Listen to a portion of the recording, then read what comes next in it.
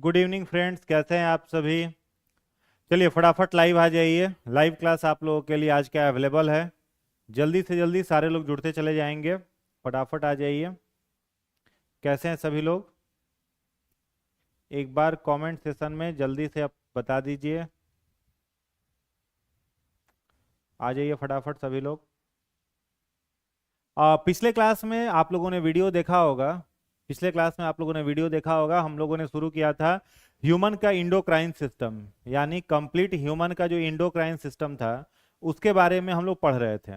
अब endocrine system में दोस्तों हम लोगों ने हार्मोन्स के बारे में क्लास किया था, और हार्मोन में हम लोगों ने सारे इंडोक्राइन ग्लैंड्स का डिस्कस किया था, जिसमें सबसे पहला ग्लैंड था प्यूटिटरी ग्लैंड, दूसरा ग्लैंड था thyroid gland, parathyroid gland, adrenal gland, gonads में टेस्टिस, ओवरी, फिर पीनियल ग्लैंड, फिर थाइमस ग्लैंड। इन तमाम ग्लैंड्स से सेक्रीट होने वाले जो जो हार्मोन्स थे उन सारे हार्मोन्स का हम लोगों ने दोस्तों डिस्कशन कर लिया था। उसके बाद बात आती है इंडोक्राइन सिस्टम पढ़ने के बाद कि हार्मोन रिलेटेड डिजीज कौन कौन से हैं। तो हार्मोन रिलेटेड डिजीज में हम लोगों ने पूरा प्यूटिटरी ग्लैंड के सारे डिजीज को एक एक करके देखा था, जैसा कि एसटीएच हार्मोन है, सोमैटोट्रोपिक हार्मोन। तो सोमैटोट्रोपिक हार्मोन से क्या क्या सेक्रीट होता है, तो सोमैटोट्रोपिक हार्मोन में मेनली सोमैटोट्रोपिक हार्मोन बॉडी में बोन के इलोंगेशन को प्रमोट करता है, यानी हड्डियों की लंबाई को बढ़ाने का काम कौन करता है दोस्तों, सोमैटोट्रोपिक हार्मोन करता है, इलोंगेशन ऑफ बोन। बात आई समझ में। तो जिस व्यक्ति के शरीर में एसटीएच की कमी हो जाती है, मतलब प्यूटिटरी ग्लैंड एसटीएच नहीं बनाता, उन लोगों को कौन सा डिजीज होता है, जिसको हम लोग कहते हैं जाइंटिज्म। अधिकता से ज्यादा अगर सेक्रीट होगा एसटीएच तो कौन सा डिजीज होगा, जाइंटिज्म। और यदि किसी में एसटीएच कम बन रहा है तो उसको कौन सा डिजीज होगा, एक्रोमेगेली या फिर ड्वार्फिज्म। ओके। थायराइड ग्लैंड हम लोगों ने जब पढ़ा था तो थायराइड ग्लैंड में हम लोगों ने डिस्कशन किया था दोस्तों कि thyroid gland thyroxine hormone secrete करता है, और थायरोक्सिन की कमी से कौन कौन सा डिजीज होता है, तो मिक्सोडीमा होता है, एक्सोऑप्थेल्मिया होता है, ग्वाइटर होता है, हैसीमैटो डिजीज होता है। ये चार डिजीज हम लोगों ने पिछले दिनों कल के क्लास में पढ़ा था।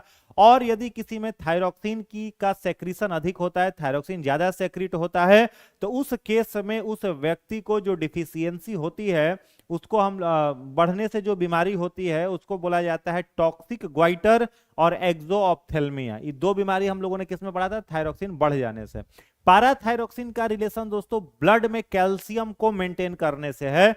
तो ब्लड कैल्शियम को मेंटेन करने का काम कौन करता है, तो पाराथायरोक्सिन। कौन करता है दोस्तों, पाराथायरोक्सिन ब्लड कैल्शियम को ब्लड में मेंटेन करता है। और यदि किसी के शरीर में पैराथायरोक्सिन की कमी हो, तो बच्चों में हम लोगों ने दो डिजीज पढ़ा था, रिकेट्स, और बड़ों में क्या पढ़ा था, ऑस्टियोमलेशिया। फिर उसके बाद हम लोगों ने इंडोक्राइन सिस्टम के जस्ट बाद जेनेटिक्स में मेंडल के दो नियमों को डिस्कस किया था, दो क्रॉस को डिस्कस किया था। एक था मोनोहाइब्रिड क्रॉस और दूसरा था डाई हाइब्रिड क्रॉस, यानी एक संकर क्रॉस और दो संकर क्रॉस हम लोगों ने मेंडल का पिछले क्लास में पढ़ा था, मोनोहाइब्रिड और डाई हाइब्रिड। मोनोहाइब्रिड क्रॉस का दो रेशियो निकल करके आया था, एक था जीनोटाइपिक रेशियो और एक था दोस्तों फिनोटाइपिक रेशियो। तो जो जीनोटाइपिक रेशियो मेंडल के मोनोहाइब्रिड क्रॉस का था वह था 1:2:1, और जो फिनोटाइप रेशियो था वो क्या था, 3:1। यदि आपने कल का क्लास मेरा देखा होगा तो आपको ये कॉन्सेप्ट पूरा का पूरा क्लियर होगा।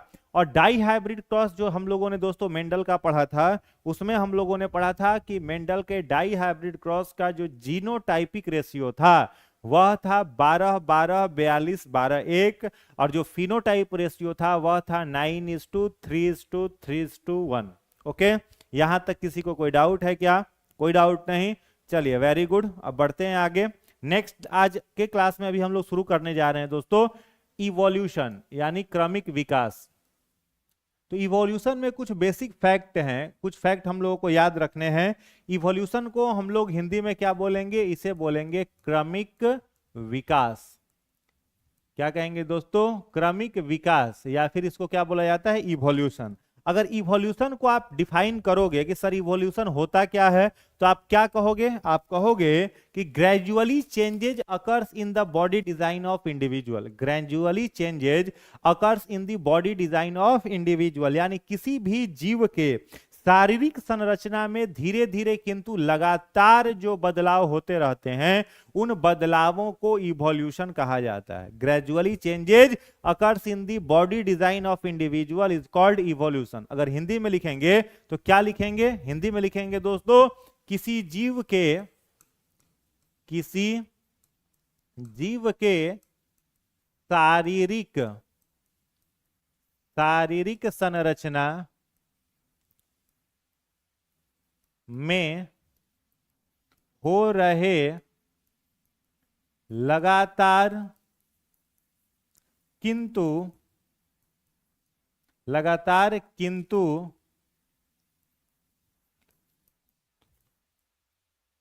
धीरे धीरे बदलाव को इवोल्यूशन या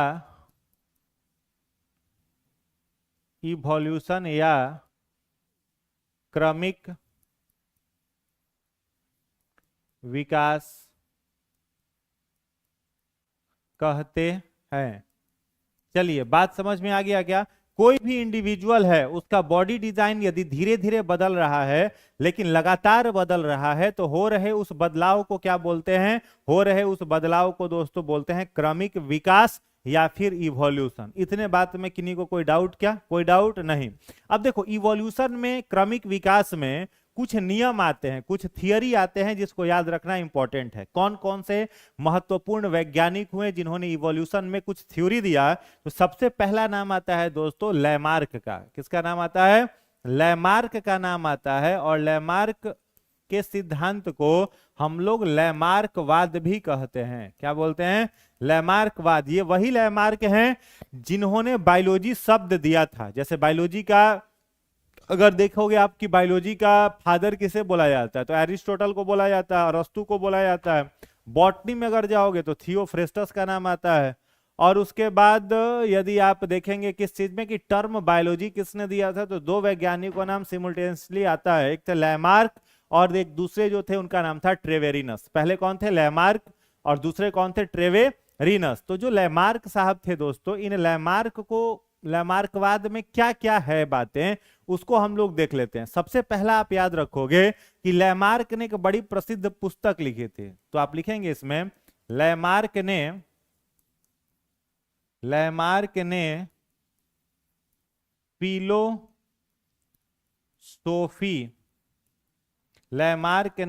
फिलोसोफी जूलॉजिकी नामक पुस्तक को लिखा। लैमार्क ने दोस्तों कौन सी किताब लिखी? तो याद रखेंगे नाम, उस किताब का नाम था, उस पुस्तक का नाम था फिलोसोफी जूलॉजिकी। तो लैमार्क द्वारा लिखित कौन सी किताब है? फिलोसोफी जूलॉजिकी। याद रहेगा। दूसरा लैमार्क का एक कंट्रीब्यूशन था, इन्होंने एक थ्योरी दिया। कौन सा थ्योरी दिया? तो लिखेंगे इसमें दोस्तों, लैमार्क ने अंगों का उपयोग एवं अनुपयोग, ब्रैकेट में लिखिएगा, यूज एंड डिसयूज ऑर्गन, अंगों का उपयोग और अनुपयोग सिद्धांत। लैमार्क ने अंगों का उपयोग और अनुपयोग का सिद्धांत दिया, जिसको बोला जाता है use and disuse organ theory. यह किसका था दोस्तों? यह याद रखना है, लैमार्क का था। बात समझ में आई क्या? उसके बाद आगे बढ़ते हैं। उसके बाद देखो, ये याद रखोगे कि सर ये अंगों का उपयोग और अनुपयोग का सिद्धांत कहता क्या है? ये सिद्धांत कहता है, बताता है कि जिस अंग का उपयोग कोई जीव करेगा उसका वो अंग विकसित होते जाएगा, मतलब उसमें विकास होगा, क्रमिक विकास होगा। और जिस अंग का उपयोग कोई जीव नहीं करेगा, धीरे धीरे उसका अंग वो शरीर से अदृश्य हो जाएगा। जैसे शुरुआती दौर में मनुष्य का जो पहला पूर्वज जिसे हम लोग मानते हैं, जो साउथ अफ्रीका से चल करके अलग अलग कॉन्टिनेंट में अलग अलग जगह पर फैला, जिसको बोला जाता है रामापेंथिकस। क्या बना दोस्तों? रामा पेंथिकस, फिर नियोरामा पेंथिकस, Neanderthal, pre Neanderthal, homo sapiens, Cro Magnon ape, कई सारे इसके स्पेसीज हैं। अब जैसे हम लोग अभी होमोसेपियंस हैं, हम लोगों से जस्ट पहले हम लोगों का जो पूर्वज था वह किस रूप में था? क्रो-मैग्नन एप के रूप में। मतलब होमोसेपियंस का पूर्वज कौन? Cro-Magnon app. अब यदि आपसे पूछा जाए कि सर क्रो-मैग्नन एप का जो बॉडी डिजाइन था, क्या वो बॉडी डिजाइन अभी हम लोगों का है क्या? आप कहोगे सर बहुत सारे बदलाव हैं। पहला तो बदलाव ये आपको देखने को मिलेगा कि क्रो-मैग्नन एप का जो केनाइन टिथ था, ये वाला जो केनाइन टिथ था, ये केनाइन टिथ कैसा था? तो शार्प था, बाहर निकला हुआ था, यानी वो उसको शिकार करने में मदद करता था। क्रो-मैग्नन एप जो था दोस्तों, उसका स्पाइनल कॉर्ड जो था, जो बैकबोन, नोटोकॉर्ड जिसको कहा जाता है, वो फ्लैटेंड था, मतलब हाथ का भी उपयोग वो चलने में करता था। उसके पास एक पूंछ हुआ करता था, उसका बाहरी जबड़ा पूरा आगे निकला हुआ था। ये सब बॉडी डिजाइन किसके थे? क्रो-मैग्नन एप के थे। अब सर क्यों ये बॉडी डिजाइन बदले, क्या कारण था इन बॉडी डिजाइन को बदलने का? इसके बारे में लैमार्क बहुत ज्यादा जानकारी नहीं दे पाए। लैमार्क ने केवल यह कह दिया कि जिस अंग का उपयोग कोई जीव लगातार कर रहा होगा वो उसका अंग विकसित हो रहा है, और जिस अंग का उपयोग कोई जीव नहीं कर रहा है वो ऑर्गन धीरे धीरे उसके बॉडी से डिसअपियर हो रहा है, समाप्त हो रहा है, मामला खत्म हो गया लैमार्क का। इस पर एक आधारित कहानी निकल करके आती है कि एक बार जंगल में दावानल के चलते आग लगा। दावानल समझ रहे हो? जंगल में जब आंधी चलती है तो सूखे पेड़ जो होते हैं वो रगड़ खाते हैं, और उस रगड़ के कारण उसमें क्या लग जाता है? आग लग जाता है। तो जंगल में एक बार आग लगा दावानल के कारण, सारे के सारे पौधे, पादप, वनस्पति जलने लगे। अब क्रो-मैग्नन एप जो वहां पर था दोस्तों, वो क्रो-मैग्नन एप वहां से क्या किया? तुरंत पलायन कर गया, मतलब क्रो-मैग्नन एप वहां से भाग गया। और क्रो-मैग्नन एप जब वहां से भागता है, वहां से हटता है, तो जब आग बुझी तो वापस क्रो-मैग्नन एप जब जंगल में आया तो उसने क्या देखा? तो दोस्तों क्रो-मैग्नन एप ने देखा कि बहुत सारे जंगली जानवर जल करके मरे हुए हैं। फिर उस जंगली जानवरों के ये मांस को खाता है, इसको खाने में स्वादिष्ट लगा। अरे वो ऑब्वियसली वही बात है, कच्चा मांस कोई खा रहा हो उसको पहला बार KFC वाला मुर्गा खिला दो, खुश हो जाएगा। क्या कहेगा कि क्रो-मैग्नन ने क्या किया कि पहला बार उसको जब स्वादिष्ट मांस खाने को मिला तो उसको लगा था ये आग तो बड़ी अच्छी चीज होती है। दो मायनों में अच्छी हो गई, एक तो भोजन करने के लिए अच्छा मिल रहा है, दूसरा इस आग से डर करके जंगली जानवर पास नहीं आते हैं। तो क्रो-मैग्नन उसके बाद पका हुआ मांस खाना शुरू कर दिया, और जब पका हुआ मांस क्रो-मैग्नन खाने लगा तो दांत का मेहनत बढ़ाओ, केनाइन टिथ का मेहनत बढ़ गया कि घट गया? आप कहोगे सर घट गया। तो जैसे ही दोस्तों केनाइन टिथ का मेहनत घटा, उसके बाद इस दांत में बदलाव होने शुरू हुए, और ये केनाइन टिथ धीरे धीरे मॉडिफाई होते होते मांसाहारी मतलब कार्निवोरस एनिमल के तरीके से न रह करके शाकाहारी हर्बीवोरस एनिमल के तरीके से हो गया। तो दांत में ये बदलाव देखने को मिला। और भी कई सारे इसके कारण हो सकते हैं, जैसे एक तो मैंने केनाइन टिथ का एग्जांपल दिया। क्रो-मैग्नन धीरे धीरे पेड़ों पर रहना बंद कर दिया। क्यों रहना बंद कर दिया? आग लगा देता था जमीन पर, उसके बाद जमीन पर सो जाता था, जंगली जानवर आते नहीं थे। तो जब पेड़ पर रहना बंद कर दिया तो उसके बॉडी का जो बैलेंसिंग ऑर्गन है, जो उसके बॉडी को बैलेंस करता था, उसका पूंछ, उसमें इवोल्यूशन होता है, उसमें क्रमिक विकास होता है, और वो पूंछ धीरे धीरे उसके शरीर से डिसअपियर होता चला गया, यानी क्रो-मैग्नन एप का पूंछ भी खत्म। उसका जो वर्टिब्रल कॉलम है, जो रीढ़ की हड्डी, इसमें बदलाव आता है, और उसका वर्टिब्रल कॉलम भी धीरे धीरे वो जो है वो सीधा होता चला जाता है। तो ये बदलाव क्यों हुए? तो इसको लैमार्क ने क्या कहा कि सर ये अंगों के उपयोग और अनुपयोग के कारण से हो रहे हैं। इतनी बात समझ में आई क्या? किन्हीं को कोई डाउट तो बताइए, इतने में किन्हीं को कोई दिक्कत तो बताइए। अब जैसे जिराफ है दोस्तों, तो जिराफ जो है ना, उस जिराफ की गर्दन शुरू से ही उतनी लंबी नहीं थी।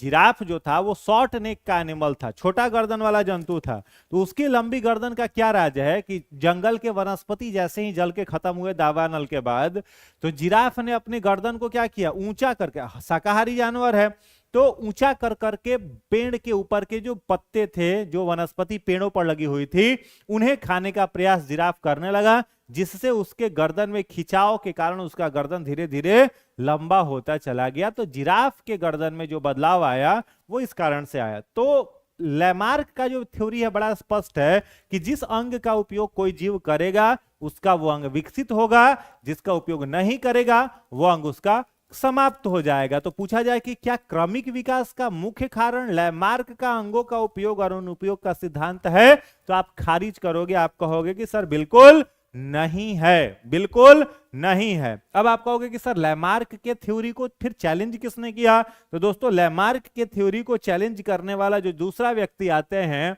उनका नाम था चार्ल्स डार्विन। क्या नाम था? Charles Darwin. और डार्विन का जो थ्योरी निकल कर करके आता है, उस डार्विन के थ्योरी को हम लोग कहते हैं डार्विनवाद। डार्विन के थ्योरी को हम लोग दोस्तों क्या कहते हैं?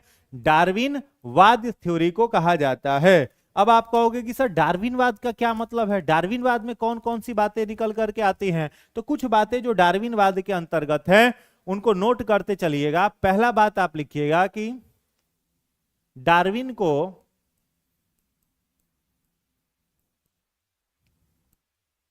क्रमिक विकास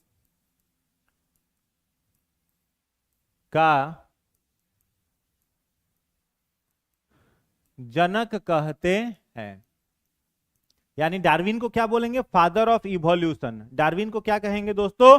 फादर ऑफ इवोल्यूशन। क्रमिक विकास का जनक किसे बोला जाएगा? चार्ल्स डार्विन को। दूसरा पॉइंट इसमें नोट करिएगा, सेकेंड पॉइंट इसमें लिखिएगा, डार्विन ने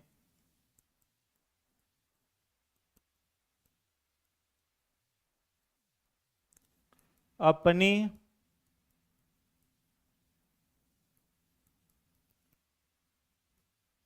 प्रसिद्ध पुस्तक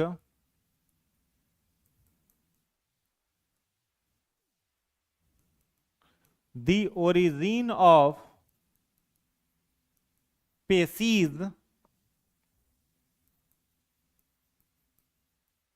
लिखी। डार्विन ने अपनी प्रसिद्ध पुस्तक दी कौन सी लिखी दोस्तों? तो दी ओरिजिन ऑफ स्पेसीज, ये डार्विन की सबसे प्रसिद्ध पुस्तक किताब थी। थर्ड पॉइंट लिखिएगा,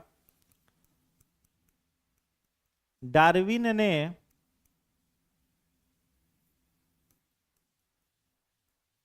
प्राकृतिक चयनवाद, ब्रैकेट में लिखिएगा नेचुरल सिलेक्शन का सिद्धांत दिया। डार्विन ने दोस्तों कौन सा थियरी दिया? तो डार्विन का थ्योरी याद रखेंगे प्राकृतिक चयनवाद, जिसको थ्योरी ऑफ नेचुरल सिलेक्शन कहते हैं। अब प्राकृतिक चयनवाद में कौन कौन सी बातें आती हैं? तो पहला पॉइंट लिखिएगा, इस नेचुरल सिलेक्शन के अंतर्गत कौन कौन सी बातें आती हैं, उसका पहला पॉइंट लिखिएगा दोस्तों, अंगों का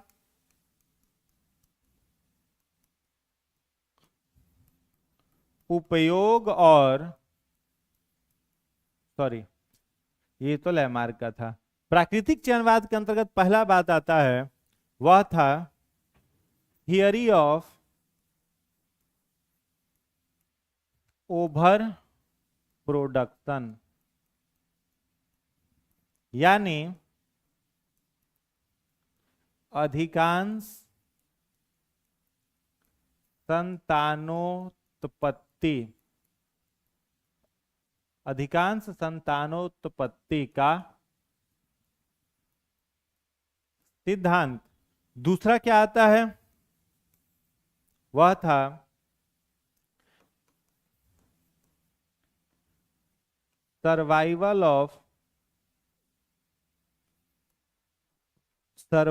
ऑफ फिटेस्ट। इसको कहते हैं दोस्तों योग्यतम की उत्तर जीविता। और तीसरा थ्योरी था स्ट्रगल फॉर एग्जिस्टेंस। यह दो तरह का था, एक था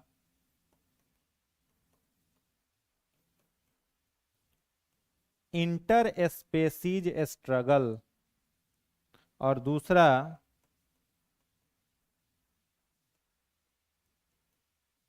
इंट्रा स्पेसीज स्ट्रगल।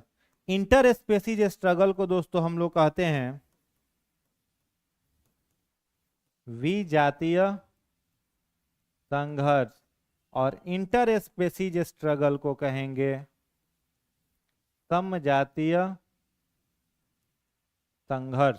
चलिए फटाफट एक बार इसको आप जल्दी से नोट कर लीजिए या स्क्रीनशॉट ले लीजिए, उसके बाद इसका हम लोग डिटेल डिस्कशन करते हैं। फटाफट इसको एक बार जल्दी से नोट कर लीजिए, जल्दी से इसको नोट कर लेंगे।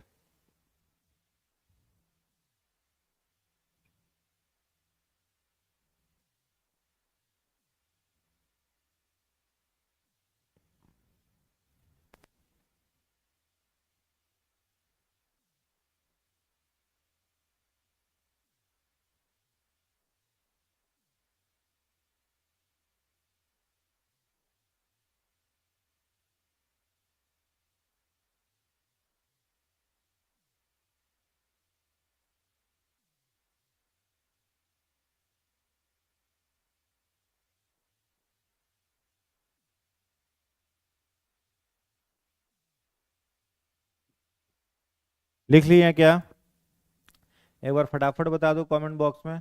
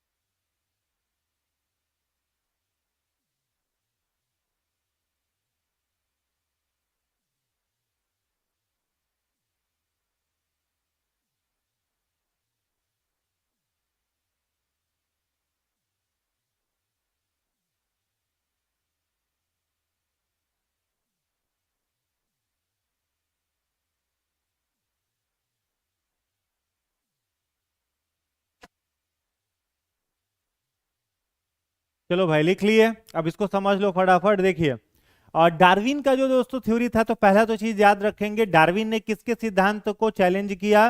तो डार्विन ने चैलेंज किया लैमार्क के थ्योरी को, ठीक है। दूसरा लिखा हुआ है डार्विन के थ्योरी को क्या बोला जाता है? क्रमिक विकास का सिद्धांत, यानी थ्योरी ऑफ इवोल्यूशन। किसका जनक किसको बोला जाता है? डार्विन को बोला जाता है। डार्विन ने कौन सी किताब लिखी? तो उनका जो सबसे प्रसिद्ध किताब, जो फेमस बुक था, लैमार्क से ज्यादा प्रसिद्ध हुआ था ये किताब, किताब का नाम था दी ओरिजिन ऑफ स्पेसीज। यह किसने लिखा? यह लिखा डार्विन ने। आगे लिखा हुआ है डार्विन ने, अगर पूछा जाए कौन सा थियरी दिया, कौन सा सिद्धांत डार्विन का था, तो उस थ्योरी को बोला जाता है प्राकृतिक चयनवाद। क्या कहते हैं? प्राकृतिक चयनवाद कहते हैं, अंग्रेजी में कहते हैं थ्योरी ऑफ नेचुरल सिलेक्शन। यह थ्योरी दिया चार्ल्स डार्विन ने। और इस सिद्धांत के अंदर जो थ्योरी ऑफ नेचुरल सिलेक्शन है, यह सिद्धांत किस किताब में लिखा हुआ है? तो उस किताब का नाम है दी ओरिजिन ऑफ स्पेसीज। और इस सिद्धांत के अंतर्गत दोस्तों तीन बातें निकल करके आती हैं। पहली बात क्या आती है? वह है theory of over production. Theory of over production क्या कहता है? सारे जीवों के पास संतान उत्पन्न करने की क्षमता होती है। Every organism have capacity to produce maximum offspring. जितने जीव हैं उनके पास संतान उत्पन्न करने की क्षमता होती है, और अधिकांश संतान यदि वो उत्पन्न करते हैं तो डार्विन का मानना था उनकी प्रजाति में वेरिएशन आएगा, उनकी प्रजाति में विविधता आएगी, उनकी प्रजाति में चेंजेज आएगा। यह डार्विन का मानना था, जबकि यह बात गलत था। डार्विन का यह थ्योरी क्या कहता है? ज्यादा से ज्यादा संतान की उत्पत्ति करो ताकि तुम्हारा स्पेसीज कभी धरती से विलुप्त न हो और स्पेसीज धरती पर हमेशा बना रहे। यह बात था किसका? चार्ल्स डार्विन का। अब इसको समझिएगा थोड़ा सा अच्छा से। इस सिद्धांत का मतलब क्या है? जैसे आप नॉर्मली सोचो ना, भारत की जो जनसंख्या है दोस्तों, वो आज से अगर देखा जाए आजादी के टाइम पर, तो मैक्सिमम कितना था? आजादी के टाइम पर सोच करके देखो भारत की जनसंख्या कितनी रही होगी मैक्सिमम, जिस समय बांग्लादेश भारत में था। अपना पाकिस्तान भारत में था। भारत का जनसंख्या कितना था? मात्र 30 या 32 करोड़ भारत की जनसंख्या थी। आजाद हुए लगभग 70 78 साल के आसपास, 69 साल हुआ, और भारत का पॉपुलेशन वर्ल्ड पॉपुलेशन का सबसे बड़ा है, और लगभग जो जनसंख्या है वो 135 140 करोड़ के आसपास है। सोचिए, कहां 32 करोड़, कहां 140 करोड़। डार्विन का थ्योरी कितना खतरनाक था। ये थ्योरी ऑफ ओवर प्रोडक्शन मतलब बोलता है सारे जीवों के पास संतान उत्पन्न करने की क्षमता होती है, और वो अधिकांश संतान यदि उत्पन्न करेंगे तो उनकी प्रजाति लंबे समय तक धरती पर बनी हुई होगी। आगे है दोस्तों सर्वाइवल ऑफ फिटेस्ट। ये क्या बोलता है? जिसको फिट रहना है, जिसको धरती पर रहना है, उसको फिट रहना पड़ेगा। जिसको धरती पर बने रहना है, अपने स्पेसीज को ग्रो कराना है, उनको क्या रहना पड़ेगा? फिट। सर्वाइवल मतलब योग्यतम की उत्तरजीविता, मतलब जो योग्य है उसका जीवन धरती पर बना रहेगा। Survival of fittest. तीसरा क्या कहता है? Struggle for existence. इसका क्या मीनिंग है? जो सबसे मजबूत है दोस्तों, और जो जीवन भर क्या करेगा? स्ट्रगल, संघर्ष कर रहा है, वही धरती पर बना रहेगा। Struggle for existence. और ये स्ट्रगल कितने तरह के? ये स्ट्रगल दो तरह के हैं। पहला स्ट्रगल का नाम इंटर स्पेसीज स्ट्रगल, और दूसरा struggle intra species struggle. Inter species का मतलब क्या होता है दोस्तों? विजातीय संघर्ष। इंटर स्पेसीज का मतलब विजातीय संघर्ष। अगर संघर्ष एक हिरण में और एक शेर में हो रहा हो, शेर क्यों भागेगा? भूख मिटाने के लिए। हिरण क्यों भागेगा? जान बचाने के लिए। हिरण कहे कि रोज रोज भागे, आज बैठ के देखते हैं, मर जाएगा। धीरे धीरे सारा हिरण बैठ गया, पूरा प्रजाति खत्म, एक ही बार सफाया हो गया। विजातीय संघर्ष का उदाहरण है शेर और हिरण का संघर्ष। विजातीय इंटर स्पेसीज। इंट्रा स्पेसीज अपनी जाति में संघर्ष।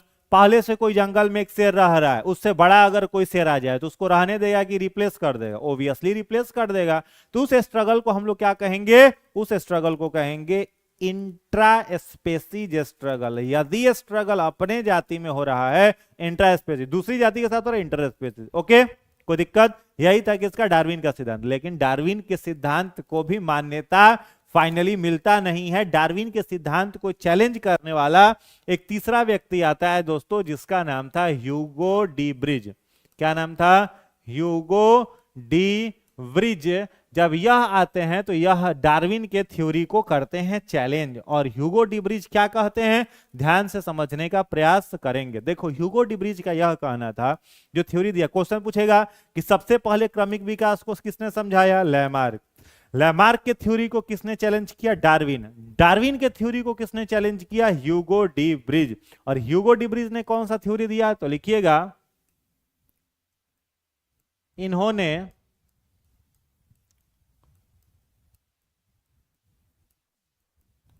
उत्परिवर्तनवाद, थ्योरी ऑफ म्यूटेशन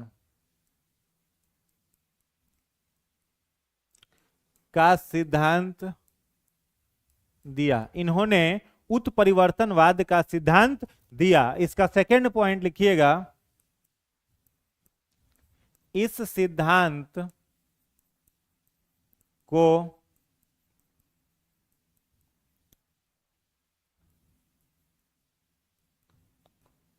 क्रमिक विकास का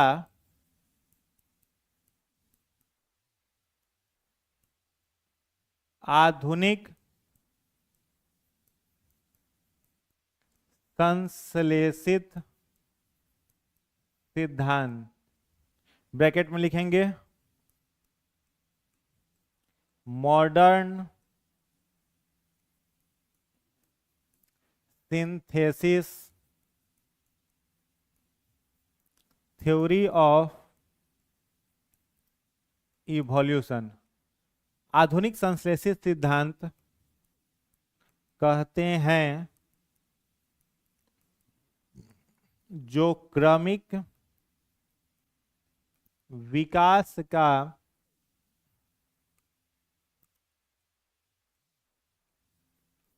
मुख्य कारण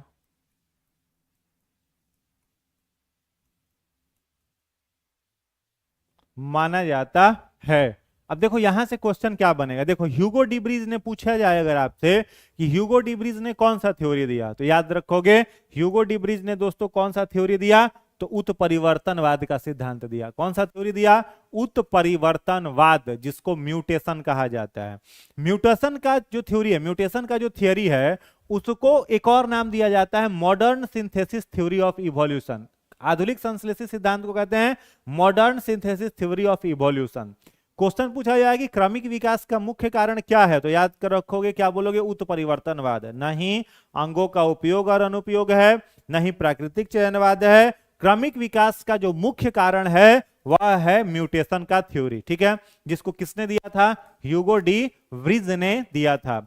ये म्यूटेशन का थ्योरी दोस्तों कहता क्या है, तो इस म्यूटेशन के थ्योरी के अनुसार कोई भी ऑर्गेनिज्म जिस तरीके के हैबिटाट में रहेगा, हैबिटाट का मीनिंग यहां परिवेश से है, कोई भी जीव जिस तरीके के हैबिटाट में रहेगा, परिवेश में रहेगा, उस परिवेश के अनुसार उसका बॉडी डिजाइन जो है वो बदलता रहेगा।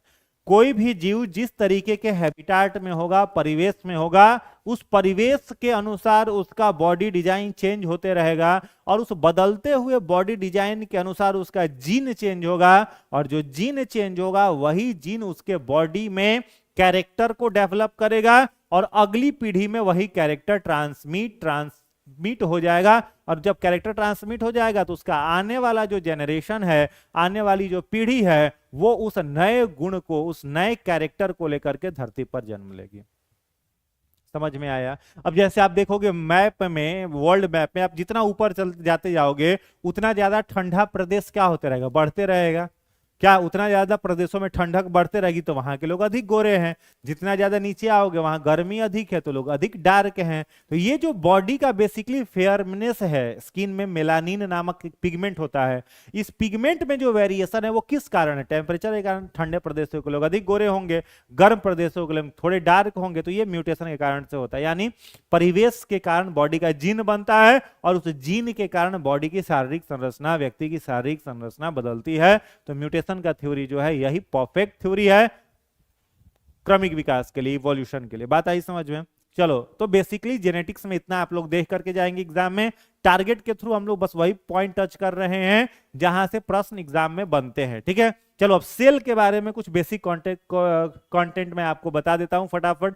देखो सेल जो वर्ड है दोस्तों, अगर पूछा जाए सेल किस शब्द से निकल करके आया है, तो यह सेलुला शब्द से निकला है। पूछा जाए सेल किस शब्द से निकला है, तो क्या बोलोगे, सेलुला शब्द से निकला है। इस सेलुला शब्द का मीनिंग अगर पूछा जाए तो क्या कहोगे, सेलुला का मीनिंग कहोगे दोस्तों डार्क लिटिल रूम। सेलुला वर्ड का मीनिंग क्या होगा, डार्क लिटिल रूम, यानी अंधेरा छोटा कमरा। ये सेलुला शब्द का क्या है, मीनिंग है, मतलब है। अब अगर पूछा जाए आपसे कि ये सेलुला वर्ड निकला कहां से, तो ये सेलुला वर्ड देने वाले जो व्यक्ति हैं उनका नाम था रॉबर्ट हुक। क्या नाम था दोस्तों, रॉबर्ट हुक। बेसिकली ये एक एक्सपेरिमेंट कर रहे थे 1665 में, 1665 में। समझ में आया क्या। अब रॉबर्ट हुक को क्या बोला जाएगा, तो रॉबर्ट हुक को क्या बोलेंगे, is known as father of cytology. Robert Hooke को दोस्तों क्या बोलेंगे, फादर ऑफ साइटोलॉजी। यानी कोशिका विज्ञान का अगर पूछा जाए आपसे जनक कौन है, फादर ऑफ सेल कौन है, फादर ऑफ साइटोलॉजी कौन है, तो किनका नाम बोलोगे, रॉबर्ट हुक का नाम बोलोगे। कब इन्होंने दिया था रिसर्च, 1665 में, 1665 में। रॉबर्ट हुक ने किस तरह का सेल खोजा था, अगर ये पूछ दिया जाए आपसे तो याद रखोगे रॉबर्ट हुक ने दोस्तों जो सेल खोजा था वह सेल एक मृत कोशिका थी, एक डेड सेल था। कैसा सेल था, वह सेल एक डेड सेल था जिसे रॉबर्ट हुक ने खोजा था। और उस सेल का क्या नाम था, तो वो सेल प्राप्त किया गया था दोस्तों कॉर्क कैम्बियम से। किससे प्राप्त किया गया था, कॉर्क कैम्बियम। कॉर्क कैम्बियम का क्या मतलब होता है, तो पेड़ का छाल, bark of tree. Cork cambium का क्या मतलब है दोस्तों, बार्क ऑफ अ ट्री, एक पेड़ का छाल। उसमें रॉबर्ट हुक ने सबसे पहले एक कोशिका देखी थी। अब रॉबर्ट हुक एक बार जा रहे थे जंगल में, देखा कि मधुमक्खी का छत्ता है, उतार करके ले आए। मधुमक्खी के छत्ते को अपने माइक्रोस्कोप से देखा तो उसमें भी छोटे छोटे कंपार्टमेंट दिखाई दिए। उन कंपार्टमेंट्स को भी रॉबर्ट हुक ने कौन सा नाम दिया? सेलुला कह करके बुलाया कि साहब ये सेलुला है। क्या है? सेलुला है। और इसी सेलुला से कोई जीव की शारीरिक संरचना, बॉडी स्ट्रक्चर बनता है। इसी सेलुला से किसी की शारीरिक संरचना तय होती है। रही बात रॉबर्ट हुक का, कहानी खत्म, मामला खत्म। अब रॉबर्ट हुक के बाद देखो क्या हुआ, 3 तरह के माइक्रोस्कोप धीरे धीरे विकसित होने शुरू हुए। अगर पूछा जाए अगर आपसे कि सबसे पहले माइक्रोस्कोप कौन सा बना था, तो याद रखोगे सबसे पहला माइक्रोस्कोप बना था उसे कहते हैं सिंपल माइक्रोस्कोप। सिंपल माइक्रोस्कोप यह पहला माइक्रोस्कोप था जो कि बना था, ठीक है। और ये जो सिंपल माइक्रोस्कोप बना था दोस्तों, इसको बनाने वाले व्यक्ति कौन थे? तो इसको बनाया था जॉनसन एंड जॉनसन ने। किसने बनाया था? जॉनसन एंड जॉनसन ने यह माइक्रोस्कोप बनाया था। क्या नाम था? सिंपल माइक्रोस्कोप या साधारण सूक्ष्मदर्शी। ये सबसे कमजोर माइक्रोस्कोप था।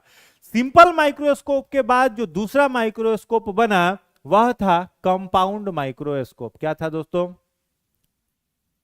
दूसरा क्या था? Compound microscope. इसको किसने बनाया था? तो दोस्तों कंपाउंड माइक्रोस्कोप बनाने वाले व्यक्ति थे रॉबर्ट हुक। नाम सब याद रखिएगा, ठीक है। कंपाउंड माइक्रोस्कोप किसने बनाया था? रॉबर्ट हुक ने। कंपाउंड माइक्रोस्कोप के बाद सबसे विकसित जो माइक्रोस्कोप बना, जिससे आज भी जिसके द्वारा रिसर्च होते हैं, उसे कहा गया इलेक्ट्रॉन माइक्रोस्कोप। क्या बोला गया? इलेक्ट्रॉन माइक्रोस्कोप, जिसको बोला जाता है विद्युत सूक्ष्मदर्शी। और इस विद्युत सूक्ष्मदर्शी को बनाने वाले व्यक्ति कौन थे? तो दोस्तों इनका नाम था नॉल एंड रस्का। क्या नाम था दोस्तों इनका? तो इनका नाम दिया गया नॉल एंड रस्का। इन्होंने क्या बनाया? इन्होंने बनाया इलेक्ट्रॉन माइक्रोस्कोप। और इस इलेक्ट्रॉन माइक्रोस्कोप का जो मैग्नीफाइंग कैपेसिटी होता है, जो जूम करने की क्षमता होता है, वो भी आपको याद रखना है। वो होता है दोस्तों 1 लाख टाइम्स। यानी किसी भी वस्तु को उसके वास्तविक आकार से यह 1 लाख गुना अधिक जूम कर करके दिखा सकता है। जब ये इलेक्ट्रॉन माइक्रोस्कोप बन गया, उसके बाद एक व्यक्ति निकल करके आते हैं जिनका नाम था एंटोन वॉन लीवेनहॉक। क्या नाम था दोस्तों? Antonie van Leeuwenhoek. तो दोस्तों जब एंटोन वॉन लीवेनहॉक आते हैं तो इनको बोला जाता है father of living cell. Father of living cell, यानी पूछा जाए जीवित कोशिका का जनक कौन है, तो आप किसका नाम बोलोगे? लीवेनहॉक। और मृत कोशिका का जनक कौन है? रॉबर्ट हुक, ठीक है। तो जब लीवेनहॉक आते हैं दोस्तों, तो उन्होंने सबसे पहले एक जीवित कोशिका की खोज की, एक लिविंग सेल का खोज किया। और वो लिविंग सेल कौन सा था? तो उस लिविंग सेल को बोला जाता है दोस्तों साइनोबैक्टीरिया। क्या बोलते हैं?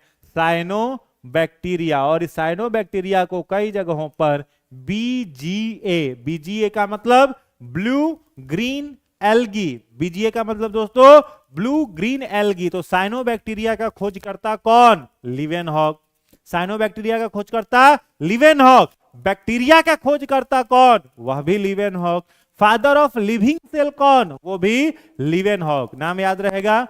तो लीवेनहॉक ने जीवित कोशिका की खोज कर दी जब इलेक्ट्रॉन माइक्रोस्कोप से उन्होंने देखा। और ये जीवित कोशिका उन्हें दिखा कहां से था? पॉन्ड वाटर में। और ये जो साइनोबैक्टीरिया होता है क्लोरोफिलस बैक्टीरिया है, ये आप सभी को मालूम होगा, ठीक है। तो जब आगे सेल के बारे में और अधिक विस्तृत जानकारियां मिली, तो सेल का कुछ क्लासिफिकेशन निकल करके आता है। क्या क्या क्लासिफिकेशन निकलेगा? ध्यान से देखेंगे। सेल जो है दोस्तों, उसके 3 भाग होते हैं। सबसे पहला भाग होता है, उसे कहते हैं हम लोग कोशिका झिल्ली। क्या कहेंगे? कोशिका झिल्ली, जिसे बोला जाता है सेल मेम्ब्रेन। Cell membrane. दूसरा भाग होता है दोस्तों इसका, उसे कहते हैं हम कोशिका द्रव्य। कोशिका द्रव्य, इसे कहा जाता है साइटोप्लाज्म। और जो तीसरा भाग होता है सेल का, वह है केंद्रक।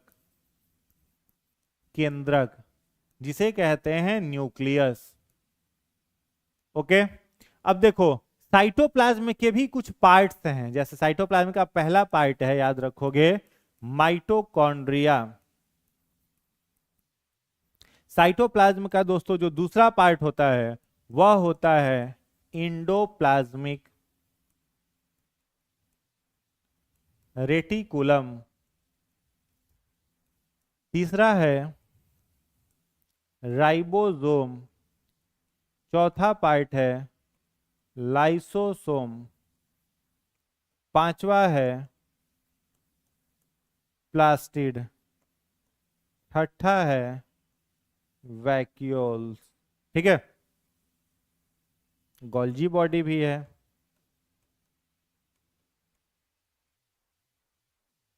Golgi body. न्यूक्लियस जो है इसके भी कुछ पार्ट्स हैं, जैसे सबसे पहला पार्ट न्यूक्लियर का है वह है न्यूक्लियर मेम्ब्रेन। दूसरा पार्ट है न्यूक्लियोप्लाज्म। और तीसरा पार्ट है वह है न्यूक्लियोलस। चलिए फटाफट एक बार इसे जल्दी से नोट कर लीजिए, या स्क्रीनशॉट इसका ले लेंगे, नोट कर लेंगे या फिर स्क्रीनशॉट इसका जल्दी से ले लेंगे। नोट करने में ज़्यादा बेहतरी है, फटाफट नोट कर लीजिए इसको।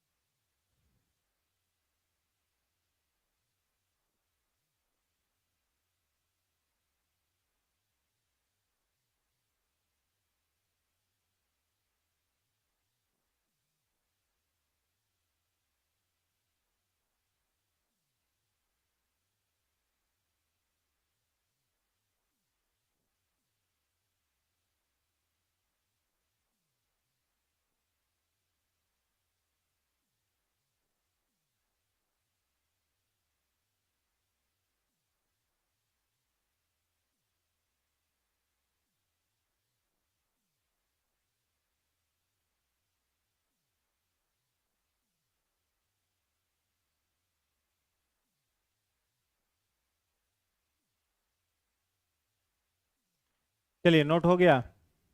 ठीक है, अब इन सब के बारे में एक बार फटाफट आप लोग कहानी की तरह सुन लो। ठीक है, नोट जहां पर समझ में आए उसको नोट करते रहिए, कहानी की तरफ बोल रहा हूं उसको सुनते चले जाओ। देखो, कोशिका झिल्ली जो होता है दोस्तों, उस कोशिका झिल्ली में सबसे पहला रिसर्च था सिंगर और निकोलसन का। किसका रिसर्च था?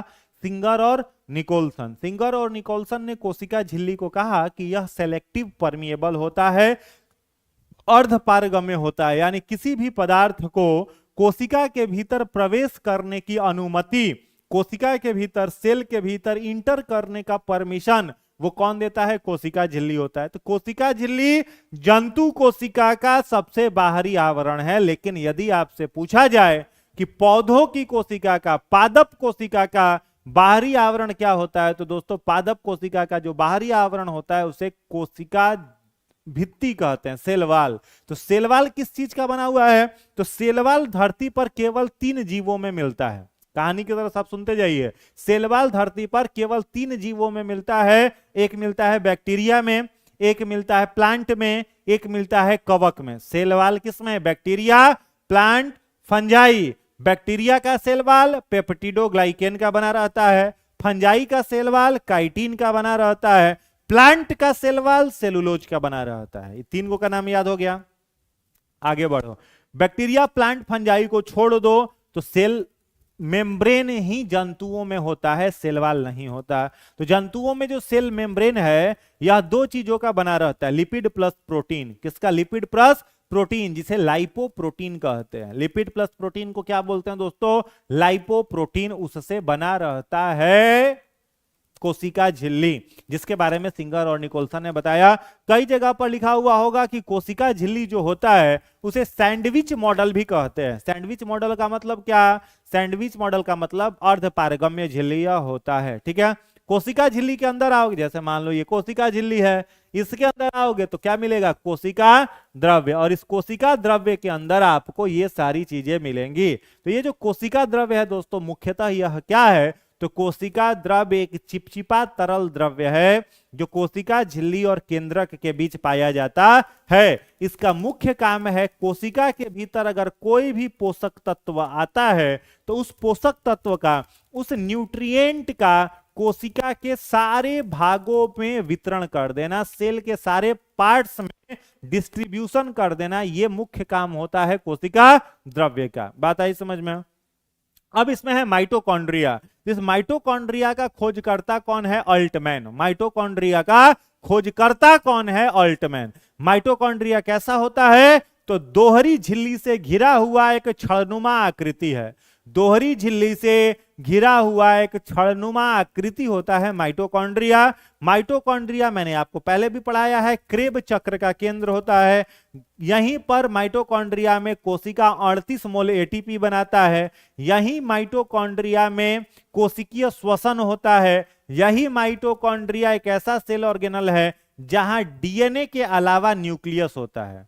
सॉरी, न्यूक्लियस के अलावा, जैसे न्यूक्लियस में डीएनए होता है ना, वैसे ही mitochondria contain its own DNA. Mitochondria में खुद का डीएनए होता है। अब आ जाओ इंडोप्लाज्मिक रेटिकुलम। यह भी एक छड़नुमा आकृति है, बाहर से दोहरी झिल्ली से घिरी हुई रहती है। ये दो प्रकार की होती है। किताब सामने रखिएगा, एकदम कहानी की तरह समझ में आ जाएगा। किताब नहीं रखिएगा सामने, दिक्कत होगी। देखो, माइटोकॉन्ड्रिया के तरह ही इंडोप्लाज्मिक रेटिकुलम लगभग होता है। इसके दो भाग होते हैं। जैसे एक भाग इस तरीके का हो गया, बाहर से राइबोसोम आकर के चिपक गया, तो इस भाग को हम लोग कहते हैं रफ इंडोप्लाज्मिक रेटिकुलम। ये दूसरा भाग है, इसे कहते हैं स्मूथ इंडोप्लाज्मिक रेटिकुलम। तो दोस्तों, जो रफ इंडोप्लाज्मिक रेटिकुलम होता है माइटोकॉन्ड्रिया में, वो इंडोप्लाज्मिक रेटिकुलम में, रफ इंडोप्लाज्मिक रेटिकुलम जो है ये प्रोटीन संश्लेषण करता है। स्मूथ इंडोप्लाज्मिक रेटिकुलम लिपिड संश्लेषण करता है। बात आई समझ में। इंडोप्लाज्मिक रेटिकुलम कितना तरह का, दो तरह का, RER SER। RER प्रोटीन संश्लेषण, SER लिपिड संश्लेषण। अब आ जाओ राइबोसोम। राइबोसोम का खोज पैलेडे ने किया था। किसने किया था, पैलेडे ने। इसे फैक्ट्री ऑफ प्रोटीन कहते हैं। एकमात्र ऐसा कोशिकांग है जिसके बाहर कोई भी कोशिका झिल्ली नहीं पाई जाती। इसके बाहर में कोई भी सेल मेम्ब्रेन नहीं पाया जाता। किसके बाहर में, राइबोसोम के बाहर में कोई भी कोशिका का आवरण, कोई भी झिल्ली का आवरण नहीं होता है। पैलेडे ने खोज किया था। इसे प्रोटीन की फैक्ट्री कहते हैं, याद रहेगा। अब आ जाओ लाइसोसोम में। तो दोस्तों, लाइसोसोम का जो खोजकर्ता था उनका नाम था डी डवे। लाइसोसोम का खोजकर्ता कौन था, डी डवे ने लाइसोसोम की खोज की थी। और लाइसोसोम जो होता है यह बाहर से एक झिल्ली से घिरा रहता है। इसके अंदर एक स्ट्रॉन्ग इंजाइम कह लो या प्रोटीन कह लो, वह पाया जाता है। और उस स्ट्रॉन्ग इंजाइम का या स्ट्रॉन्ग प्रोटीन का नाम है दोस्तों हाइड्रोलाइटिक इंजाइम, या फिर उसे एसिड हाइड्रोलेज कहते हैं। हाइड्रोलाइटिक इंजाइम या फिर एसिड हाइड्रोलेज कहते हैं। वो मालूम पाया कहां पर जाएगा, लाइसोसोम के भीतर। और यही लाइसोसोम अगर बस्ट करता है, ये लाइसोसोम अगर फट जाता है, तो इसके भीतर का जो हाइड्रोलाइटिक एंजाइम है वो पूरे के पूरे सेल में फैल जाएगा, जिससे वो सेल पूरा का पूरा डेड कर जाएगा। सेल जो होगा वो मृत हो जाएगा। आगे है प्लास्टिड। तो प्लास्टिड सिर्फ पौधों में पाया जाता है। इसमें भी डीएनए होता है। इसमें भी क्या होगा, डीएनए अवेलेबल होगा। प्लास्टिड जो है दोस्तों, उस प्लास्टिड का अगर पूछा जाए फंक्शन क्या है, तो ये प्लास्टिड तीन तरह के होते हैं। पहला होता है क्लोरोप्लास्ट, दूसरा होता है क्रोमोप्लास्ट, तीसरा होता है ल्यूकोप्लास्ट। क्लोरोप्लास्ट जो होता है वो हरे रंग का होता है, प्रकाश संश्लेषण में मदद करता है, उसमें मैग्नीशियम तत्व पाया जाता है। ल्यूकोप्लास्ट कलरलेस प्लास्टिड है, रंगहीन प्लास्टिड है, जो आलू में पाया जाता है, वृक्ष के जड़ों में पाया जाता है। इसका मुख्य काम है कार्बोहाइड्रेट को स्टोर करना। और तीसरा जो ल्यूकोप्लास्ट है, तीसरा जो आपका क्रोमोप्लास्ट है, वो क्रोमोप्लास्ट फूल में पाया जाता है, फल में पाया जाता है। और फूल और फल का जो रंग होता है वो क्रोमोप्लास्ट के कारण होता है। क्वेश्चन अगर आपसे पूछा जाए कि लाइकोपीन क्या है, लाइकोपीन क्या है, क्लोरोप्लास्ट है, क्रोमोप्लास्ट है या ल्यूकोप्लास्ट है, तो क्या टिक करोगे, क्रोमोप्लास्ट है। लाइकोपीन क्या है दोस्तों, क्रोमोप्लास्ट है। और उसके कारण क्या होता है, टमाटर का लाल रंग होता है। जैंथोफिल कहां पर पाया जाता है? अड़हुल के फूल में। और जैंथोफिल क्या है? क्रोमोप्लास्ट है। समझ में आ रहा है? कैप्सिसिन मिर्च में है, हरा रंग है, कैप्सिसिन क्या है? क्रोमोप्लास्ट है। तो ये प्लास्टिड की कहानी थी। आगे है वैक्यूल्स। तो वैक्यूल्स छोटे आकार के जंतुओं में होते हैं और बड़े आकार के पौधों में होते हैं। इनका मुख्य काम है दोस्तों ऑस्मो रेगुलेशन कराना। ऑस्मो रेगुलेशन का मतलब जो भी पानी अपशिष्ट है वो पानी इनके थ्रू शरीर से बाहर निकलेगा पौधों का, और पौधा अपने तापमान को नियंत्रित कर लेगा। आगे है गोल्जी बॉडी। इस गोल्जी बॉडी का खोज किया था कैमिलो गोल्जी ने, और इसे बोला जाता है traffic controller of the cell, यानी कोशिका का यातायात नियंत्रक। किसको बोला जाता है दोस्तों? गोल्जी बॉडी को बोला जाता है। बात आई समझ में? आगे बढ़ो। केंद्रक, न्यूक्लियस। न्यूक्लियस जो है उसे ब्रेन ऑफ सेल कहते हैं। कोशिका का ब्रेन न्यूक्लियस को कहा जाता है। इसका खोजकर्ता थे रॉबर्ट ब्राउन। कौन, किसने खोज किया था? रॉबर्ट ब्राउन ने इसका खोज किया था। यह जो है वो 3 पार्ट में बटा हुआ है। ये मान लो न्यूक्लियस है, तो न्यूक्लियस का बाहरी भाग इसे न्यूक्लियर मेम्ब्रेन कहेंगे। इसके अंदर आओगे तो एक चिपचिपा तरल द्रव्य है, इसे न्यूक्लियोप्लाज्म कहेंगे। और इसके केंद्र पर, इसके सेंटर पर आपको न्यूक्लियोलस मिलेगा, जिसे केंद्रिका कहेंगे। क्या बोलेंगे? केंद्रिका। और इस केंद्रिका के अंदर प्रवेश करोगे तो इसके अंदर आपको मिलेगा दोस्तों डीएनए, आरएनए। केंद्रिका के अंदर क्या मिलेगा? डीएनए और आरएनए। अब डीएनए का कुछ कहानी सुनो। डीएनए को बोलते हैं डीऑक्सीराइबोन्यूक्लिक एसिड। डीएनए को क्या बोलेंगे? Deoxyribonucleic acid. यह डबल हेलिकल होता है, जिसको डबल हेलिक्स कहते हैं। क्या बोलते हैं? डबल हेलिकल या डबल हेलिक्स कहेंगे डीएनए को। डीएनए में 4 प्रोटीन पाए जाते हैं, एडिनिन, गुआनिन, साइटोसिन, थाइमिन। इन्हें नाइट्रोजिनस बेस ऑफ डीएनए कहते हैं। Nitrogenous base of DNA, adenine, guanine, cytosine और थाइमिन इसमें पाया जाता है। डीएनए को जेनेटिक मटेरियल ऑफ एनिमल बोलते हैं। जंतुओं का अनुवांशिक पदार्थ कौन होता है? डीएनए होता है। डीएनए का जो डबल स्ट्रैंडेड स्ट्रक्चर है, जो कुछ इस तरह से दिखता है, इसके बारे में किसने बताया था? तो इसके बारे में बताया था विल्किंसन, वाटसन और क्रिक ने। किसने बताया था दोस्तों? बताओ जल्दी से। विल्किंसन, वाटसन और क्रिक ने डीएनए की द्विकुंडलित संरचना के बारे में सबसे पहले जानकारी दी थी। डीएनए का हर एक सेक्शनल कट इसका फंक्शनल यूनिट कहलाता है, जिसको कहते हैं जीन। क्या कहते हैं? जीन कहा जाता है। और जीन जो होता है यही एक पीढ़ी से दूसरी पीढ़ी में कैरेक्टर को लेकर के जाता है, क्योंकि जीन में ही मिलता है एलील। जीन में क्या मिलता है दोस्तों? एलील। और यही एलील कैरेक्टर को लेकर के एक से दूसरी पीढ़ी में ट्रांसफर होता है।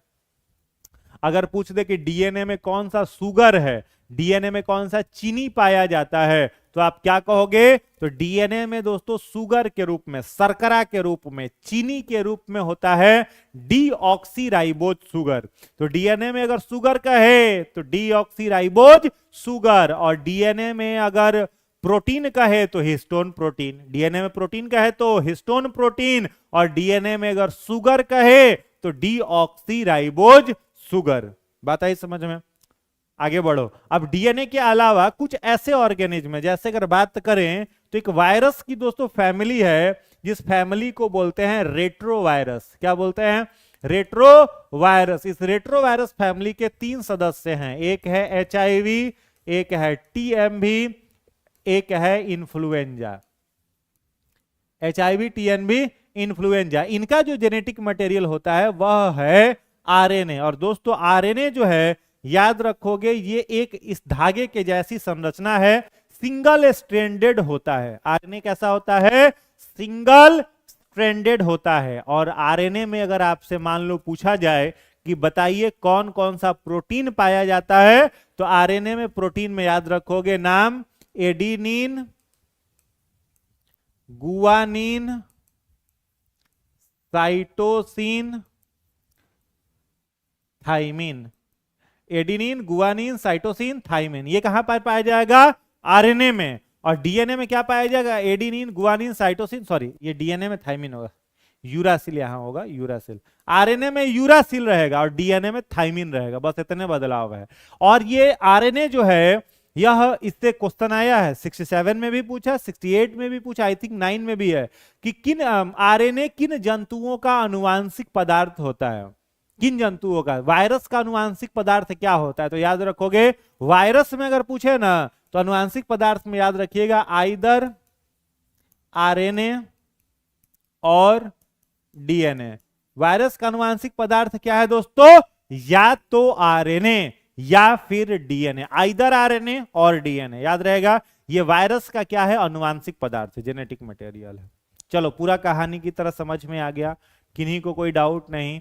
चलिए, तो इतना बेसिकली सेल के बारे में आपको याद रखना है। बचा हुआ जो टिश्यू है, एक टिश्यू का ओवरव्यू आपको हम दे देते हैं, बाद बाकी आप लोग तैयार करिएगा, ठीक है? उसको करिएगा, फिर हम लोग आगे बात करेंगे। तो जो देखो टिश्यू होता है ना, टिश्यू के अध्ययन को हम लोग कहते हैं दोस्तों हिस्टोलॉजी। क्या कहते हैं? हिस्टोलॉजी कहा जाता है टिश्यू के अध्ययन को। और यदि फादर ऑफ टिश्यू आपसे पूछा जाए तो नाम याद रखोगे मालफिजी। किसे फादर ऑफ हिस्टोलॉजी कहेंगे? मालफिजी को कहेंगे दोस्तों फादर ऑफ टिश्यू या फिर फादर ऑफ हिस्टोलॉजी। किसे? मालफिजी को। टिश्यू कितने तरह के होते हैं? तो दो तरह के। पहला टिश्यू का टाइप होता है, उसे कहते हैं प्लांट टिश्यू, पादप उत्तक। दूसरा होता है दोस्तों एनिमल टिश्यू, जंतु उत्तक। जंतु उत्तक, एनिमल टिश्यू। अगर पादप टिश्यू का आप बात करोगे तो इसका कितना टाइप है? प्लांट टिश्यू का दो टाइप है मुख्य रूप से। एक है विभोज्योतक, विभोज्योतक। तो जो दोस्तों विभोज्योतक होता है, इसके तीन भाग निकल करके आते हैं। एक भाग हो जाता है अग्र, एक हो जाता है मध्य, और एक भाग हो जाता है पश्च। अग्र विभोज्योतक, मध्य विभोज्योतक और पश्च विभोज्योतक। दूसरा पार्ट इसका होता है विभोज्योतक के बाद, वह होता है स्थायी उत्तक। अस्थायी उत्तक को अगर आप क्लासिफाई करोगे तो ये दो भाग में बटेगा। एक होगा सरल अस्थायी उत्तक, और सरल अस्थायी को क्लासिफाई करोगे तो ये तीन भागों में निकल करके आएगा। पैरेनकाइमा,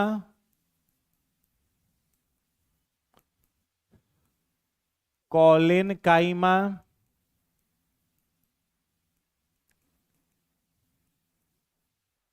एस्केलेरेन, कैलरेनकाइमा।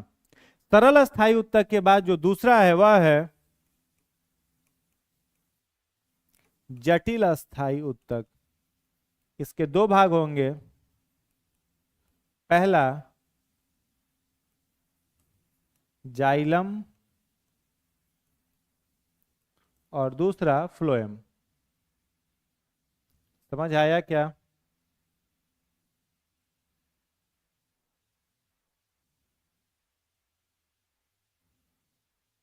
इसको थोड़ा कर देते हैं इधर। चलो, अब जंतु उत्तक में लिखोगे। देखो, जंतु उत्तक जो है दोस्तों एनिमल टिश्यू, इसका मुख्य कितना भाग हो जाएगा?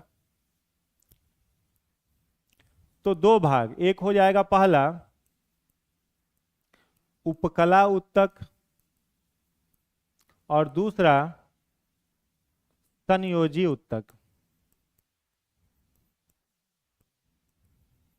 ठीक है?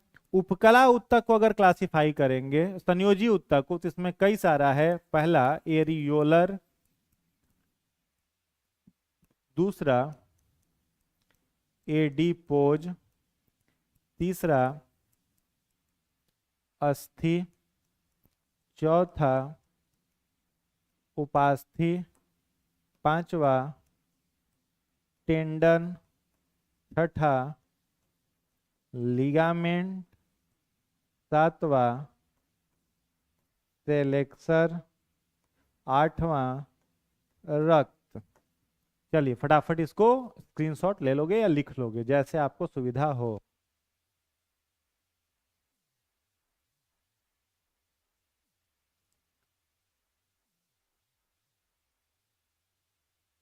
समझ गए? अब देखो, प्लांट टिश्यू को दो भागों में विभोज्योतक, विभोज्योतक मतलब जिसमें विभाजन करने की क्षमता हो उसको विभोज्योतक कहते हैं। विभोज्योतक से क्या बनता है? अस्थायी उत्तक।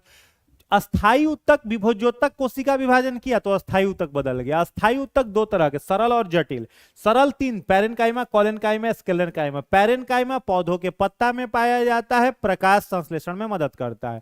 कोलेनकाइमा तना में पाया जाता है, इसमें पेक्टिन प्रोटीन होता है। पेक्टिन नोट करो, पेक्टिन प्रोटीन होता है, इसी के कारण पौधे लचीले होते हैं। और स्क्लेरेनकाइमा दोस्तों या मृत टिश्यू है, जो पाया कहां जाएगा, नारियल के छिलके में, अखरोट के छिलके में, बादाम के छिलके में, बीज के बाहरी आवरण में, इन जगहों पर स्क्लेरेनकाइमा पाया जाएगा। आगे है जाइलम, यह मृत उत्तक है, यह जल का परिवहन करता है, डाउनवर्ड टू अपवर्ड, नीचे से पत्ते की ओर पानी को पहुंचाता है। फ्लोएम ग्लूकोज का परिवहन करता है, इसका बहाव द्विदिशीय होता है। फ्लोएम के चालनी नलिका में नहीं पाया जाता है केंद्रक। क्या नहीं पाया जाता, केंद्रक।